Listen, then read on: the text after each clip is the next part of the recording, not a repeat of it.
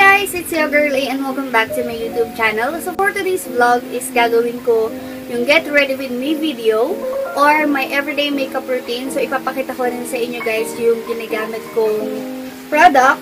So ayun, tsaka magkukwento na rin ako parang life update kung ano na ba yung mga nangyari sa akin this past few months. So, ayun, excited na rin ako mag-share. And before we get started, so don't forget to subscribe to my YouTube channel and please keep on watching.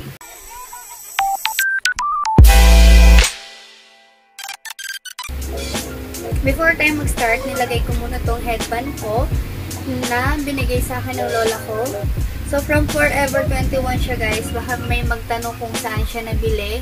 Or hindi ko naman to binili kasi hindi ako bibili ng ganitong headband. So, pambahay lang siya. So, kwentuhan ko na kayo kung ano ba yung mga nangyari sa akin this past few months. Bakit ako hindi active sa YouTube or bakit hindi ako madalas mag-film or mag-upload ng video. So, kasi nga guys, since tao lang din naman ako, so wait lang guys, before tayo ito yung nilagay ko sa face ko at nag-apply na ako. So, ito yung facial cream na ginagamit ko palagi. Pag hindi ko, mingay naman bigla. So, ito yung ginagamit ko kapag tinatamad ako mag-foundation or kapag hindi ko trip mag-makeup. Pero kasi sa work, kailangan talaga nagme-makeup. Naging favorite ko na siya. Dati binibenta ko to kasi ayaw ko nga sa kanya. Tapos, ayun, nagustuhan ko rin in the end. So, ayan, ang gagamitin kong foundation is itong Fit Me Maybelline. So, yan, marami na may gusto nito. At may review ako nito dati pa. Pero, huwag nyo na siyang panoorin. Huwag nyo nang balakan panoorin.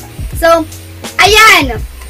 Pasensya ako medyo maingay, maraming maingay. Pasensya talaga doon kasi hindi ko siya maiiwasan. But lalakasan ko na lang yung boses ko. So, ayun. Anyways, kaya ako nawala ng ilang months. Ilang months, hindi naman ako nawala totally. Kasi hindi lang talaga ako nakakapag-film or hindi lang ako nakakapag-upload dahil sa busy ko.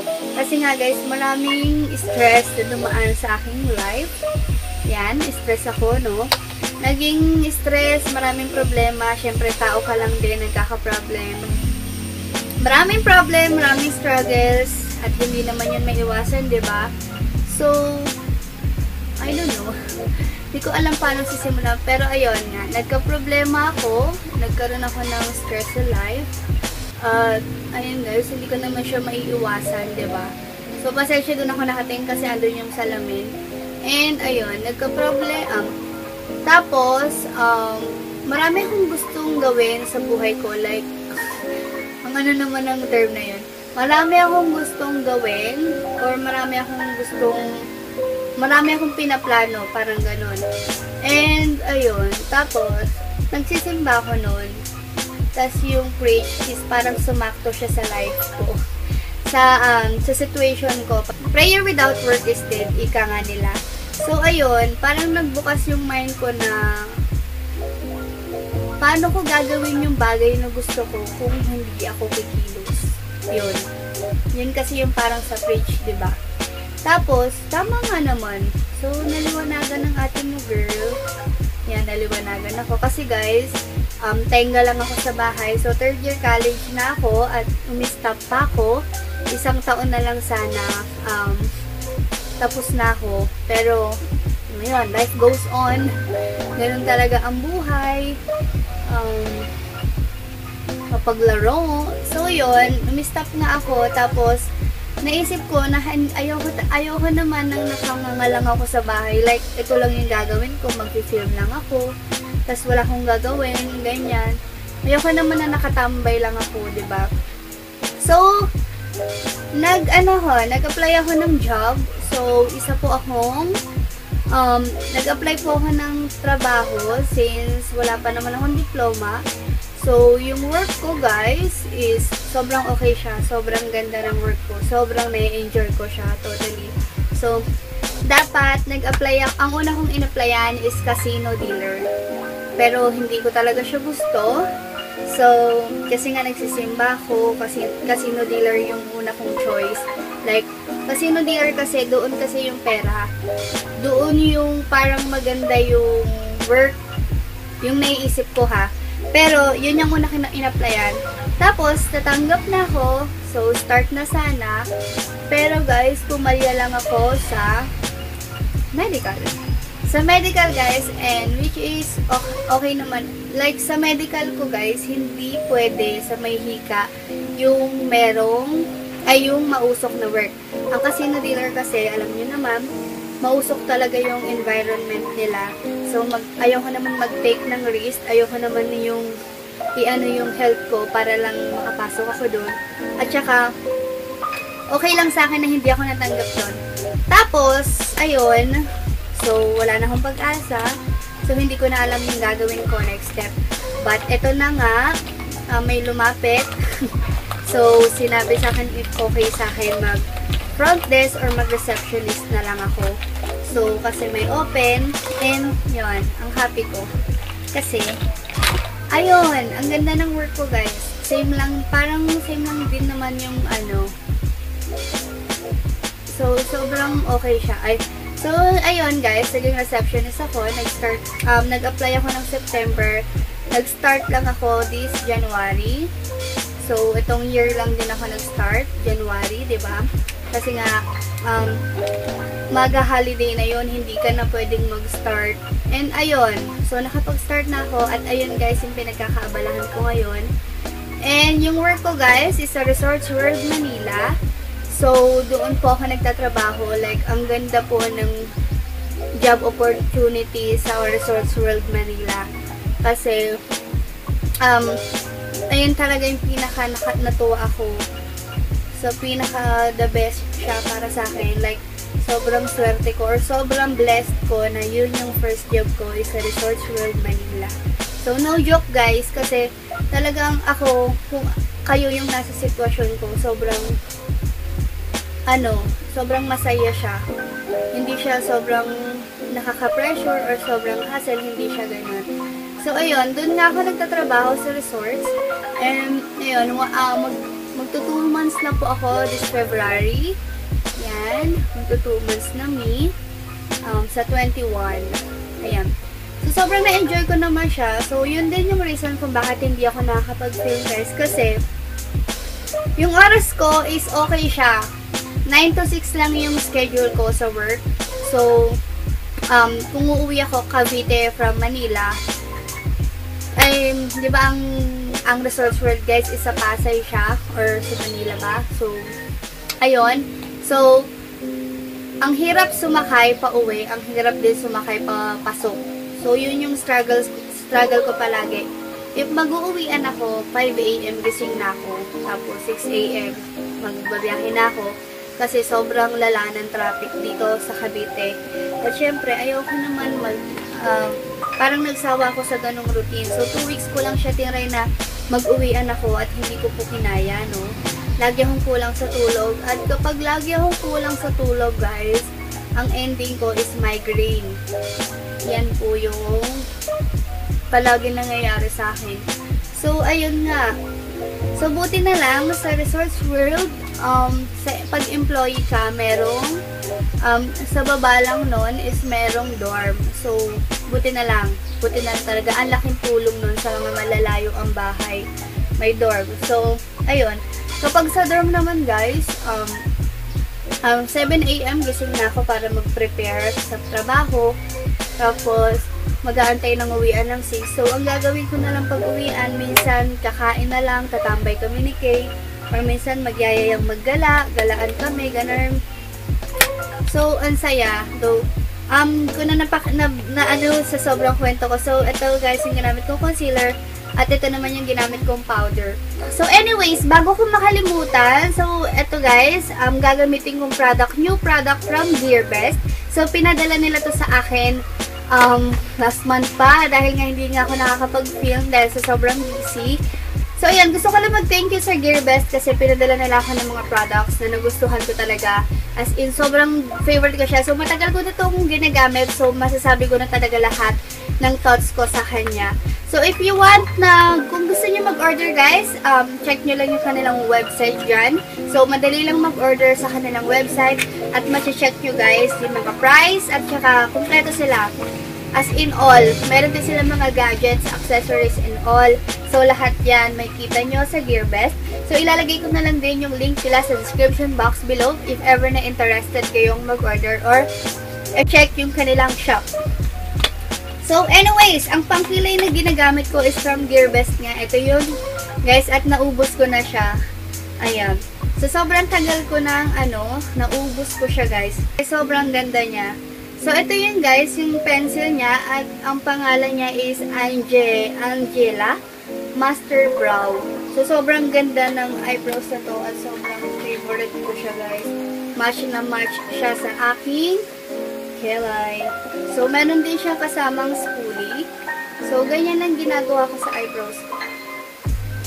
So, nawala na ako sa kinakwento ko. So, ayan.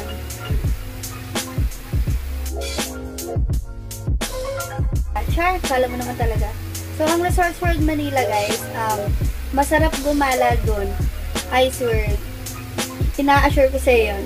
So, palagi ako dun sa Resorts World Manila. Kapag pauwi na, kasi nga, diba, yung dorm namin is doon lang din nakalocate sa mismong resort. Ay, doon mismo sa Resorts World. So, doon talaga, doon rin kami kung madalas kumain, ni Kay, ayan. Tsaka, if ever man napupunta kayo sa Resorts World, guys, meron silang libreng shuttle sa bandang Villamor. Ayan. Masarap gumala doon, swear. Meron din sinihan, maraming kainan, marami kayong gagalaan. So, para talaga siyang mall. Tapos, meron din mga shops, boutique, ganyan. Ang pinakamarami sila na napansin kong boutique is puro skincare, guys. Ang gaganda ng mga skincare nila. So, yan lang, guys, yung ginagawa ko sa eyebrows ko. So, ayun, guys. Gusto kong kaya ako sinasabing maganda yung Resorts World Manila. Makikita nyo rin, pasensya na, tabi nga yung camera. So, sobrang ganda ng Resorts World Manila. Bakit ko siya sinasabi? Kasi na-experience ko na siya. So, ilang beses na akong pabalik-balik doon. So, dati naririnig-rinig ko lang siya. Ngayon, doon ako nagtatrabaho. So, ang saya lang. And, ayun, sa work ko, hindi siya mahirap. At hindi ko rin sinasabing sobrang dali. Pero, hindi ko na i-experience na sobrang pressured ako, na sobrang stress sa work. Hindi. Kasi ang ganda nung time, maganda ang pag-aalaga sa employee. So, yun. Yun na yung masasabi ko. But, ayun nga. Ito naman, tinatry ko pa rin mag-film kahit nasa dorm ako. Pero, ayun guys, as of now, papagawa ko pa yung iPad ko kasi ang hirap mag-film sa phone ko kasi palagi siyang napupuno, palagi ako na-i-stop mag-film. So, ayan, before ako mag-proceed, ayan siya guys, ito yung eyeshadow na to, ayan, profile, pop fill. So, ayan guys, ang kanyang, yung link nito is nasa description box below at sobrang na-inlove ako sa eyeshadow na to kasi may kasama siyang mirror, ayan, at meron din siyang kasamang ilang pieces siya. 2, 4, 6, 8, 10, 12. 12 pieces na iba't ibang neutral colors. At medyo shimmer siya guys. I mean shimmer siya. Yung matte niya is isa lang. So yun. So since tinatamad akong mag-eyeshadow guys, isa-swatch ko na lang sa inyo yung hindi lahat ng color ha. Pipiliin ko lang yung color kasi pare-pareho sila ng pigment. So, etong dark. Ayan.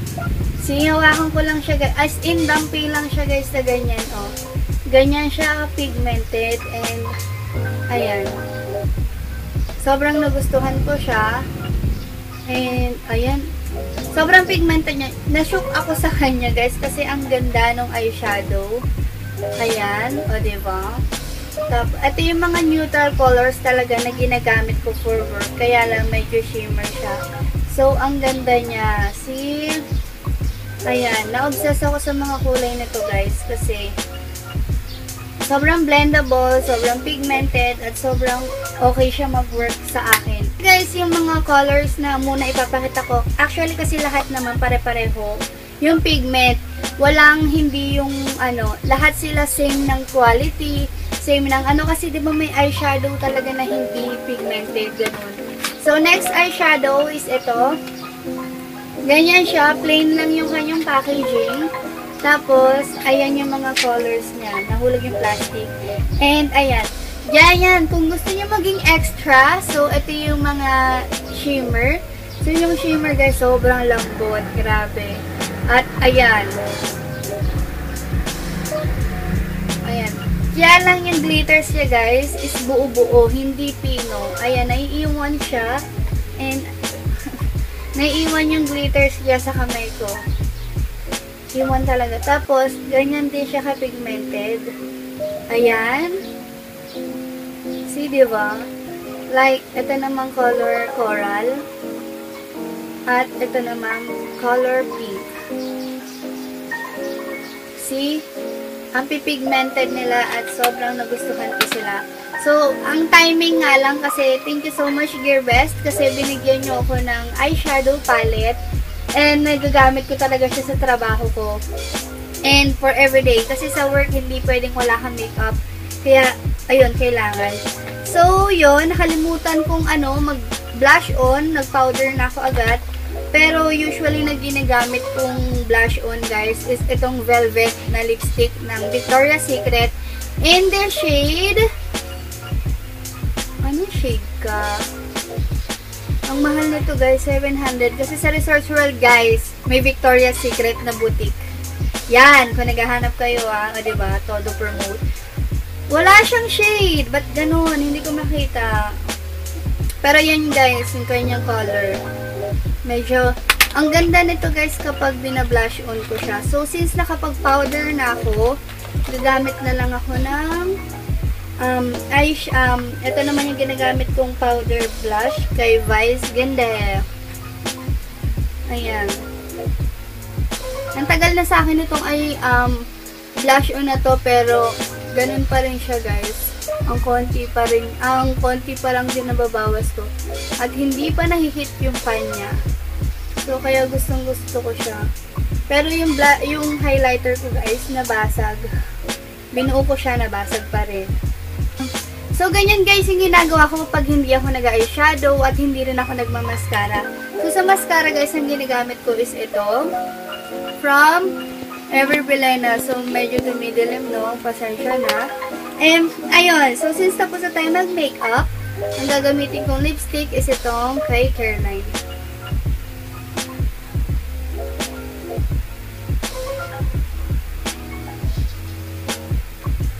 Nag-work. Tapos, ito guys, tinatry kong mag-film ng nasa dorm lang ako. As of the moment, pinagtsatsagaan ko yung editor ko sa cellphone. Pero hindi ko pa tinatry mag-film sa dorm. Pero soon, kasi minsan gala rin kami ni Kay, hindi rin ako nakapag-film. At parami rin minsan, alam mo yun, ginagawa ko talagang busy yung sarili ko para bumilis lang yung oras.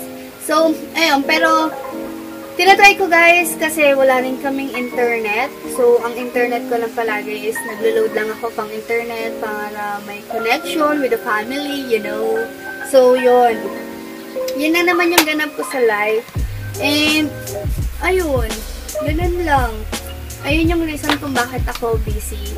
Kasi, may work na po ako ngayon. So, hindi na po ako full-time YouTuber. So, ilang beses ko na siya nabanggit. Masaya guys. Sobrang saya. Dito ko na nafe-feel na tumatanda na talaga ako. Kasi, nakakapag-work na ako. So, yun. So, marami nagsasabi kung babalik pa daw ba ako sa pag-aaral. Guys, since 1 year na lang naman yung kulang ko, so, pinipilit ko or gustong-gusto kong bumalik sa pag-aaral. Pero, kailangan kong mag-ipon or kailangan ko siyang pag-ipunan kasi OJT na lang yung kulang ko. So, ayun. Ayun lang yung masasabi ko. At as of the moment, kasi ayoko magsalita ng tapos na babalik ako or hindi na, pero hindi ko alam yung mangyayari sa susunod pa na araw, sa susunod na taon. Since ngayon, feel ko, nag-start pa lang ako sa journey ko. So, okay guys, so yun nga, sa sinasabi ko na nagsisimula pa lang ako, marami pa akong pwedeng pagdaanan. So, may nagsasabi din sa akin na kumikita ka naman na sa YouTube, pero bakit kailangan mo pang mag-work? Hindi kasi ganun yun guys. Hindi madaling kumita sa YouTube at ayoko ring iasa kay YouTube yung magiging parang anong tawag nito? parang income ko, ganun.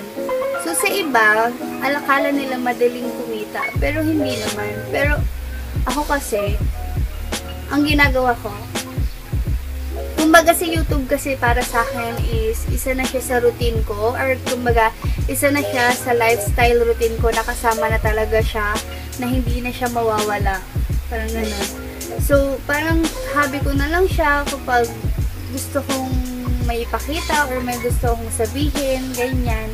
Kasi mahilig talaga akong mag-ano sa harap ng camera, pero mahihain ako So, si YouTube, isa na siyang malaking part or isa na siyang bahagi sa aking buhay.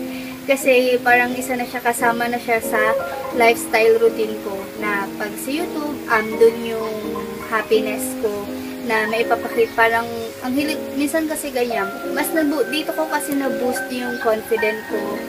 Dito ko rin na-improve yung kapag mahihain ko, medyo nababawasan siya. So, ayun. Si YouTube malaking naitulong niya sa akin. Pero ayokong i-rely yung buhay ko, yung income, ganyan. Pero kailangan ko pa rin magtrabaho. Ayun yung iniisip ko, guys. Kailangan ko pa rin mag-work, hindi porket sumasahod ako dito. Mag-i-stay lang ako dito. Pero yun yung iniisip ko. Gusto ko pa rin magtrabaho. Yun. Para na rin, syempre marami akong pangarap, marami akong gustong tulungan, lalo na yung family ko. So, yun. And, sinasabi ko nga kanina na eto, hindi na mawawala sa akin si YouTube. Hindi man ako magiging active, pero hindi na siya mawawala sa akin. Makakapag-film ako, minsan na lang, or minsan kahit dahil sa work ko, hindi ko na nagagawa yung mga gusto ko sa social media, or yung mga gusto kong gawin, yung mga parang daily routine ko dati na hindi ko na nagagawa dahil sa work ko ngayon. Pero, sobrang masaya ako ngayon. Kahit na hindi na ako nagiging active sa social media. So, sa social media din, thankful din ako sa work ko na to kasi mas,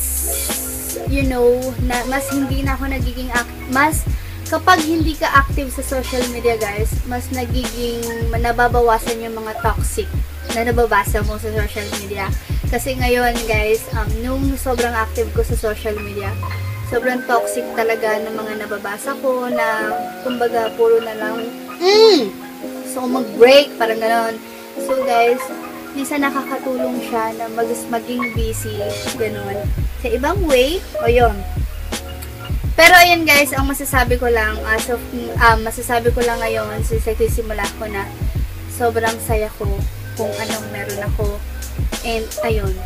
So, sa mga mag-judge dyan na huminto ako or whatsoever, so, kahit anong sabihin nyo sa akin, wala na akong pakialam kasi mas kilala ko yung sarili ko or mas kilala ko kung ano yung mga pinagdadaanan ko. So, yun. Marami kasing mapanghusga. Hindi naman yan maiiwasan.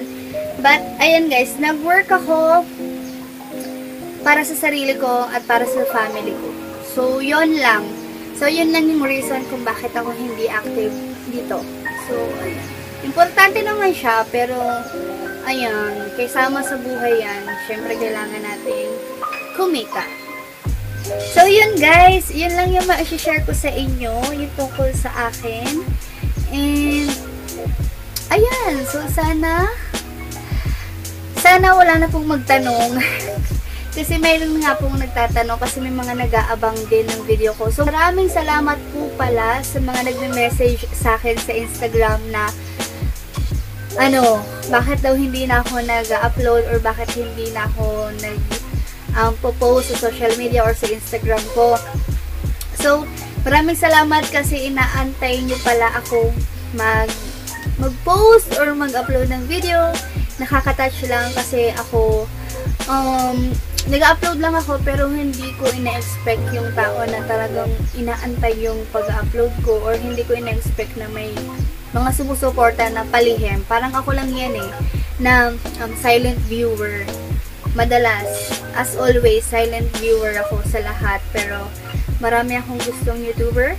So, ayan. Sa next video natin, gagawin natin yung thoughts about YouTubers. So, ayun. Yun lang yung share ko, guys. Yun lang naman ang pinaka-main reason kung bakit naging busy na po ako or kung bakit nag-iba na yung routine ko yung daily lifestyle ko because of my new job. So, I'm so happy po sa aking trabaho. Sobrang blessed ako dahil nilagay ako doon ni Lord. Doon niya ako pinlano at doon ako sumaya. So, yun! Nabawasan na yung stress ko sa buhay. So, ayun. Maraming salamat sa lahat nang nag-intay ng video ko. Maraming salamat din. So, yun. Untayin niyo po yung aking mga susunod na vlog. Ukay-ukay vlog or ukay-ukay haul. So, gagawin ko pa rin yan dahil din ako nakilala. Nox! So, that's it guys for this video. I hope na nag-enjoy kayo. So, sana naliwanagan na po kayo. So, request lang kayo kung ano yung gusto nyong i-upload ko next. So, yun. Nahihirapan na rin ako mag-ano ng content. But, so, please help me guys. So, yun. Kung may gagawa ko ng question and answer soon. So, sana ilagay nyo yung questions nyo sa description box below. Para masama yung mga comments nyo dyan. So, maraming salamat po sa pag-iintay and sa pag-iintay ng mga uploads ko. And ayun guys, so see you guys on my next one. And don't forget to subscribe. Bye!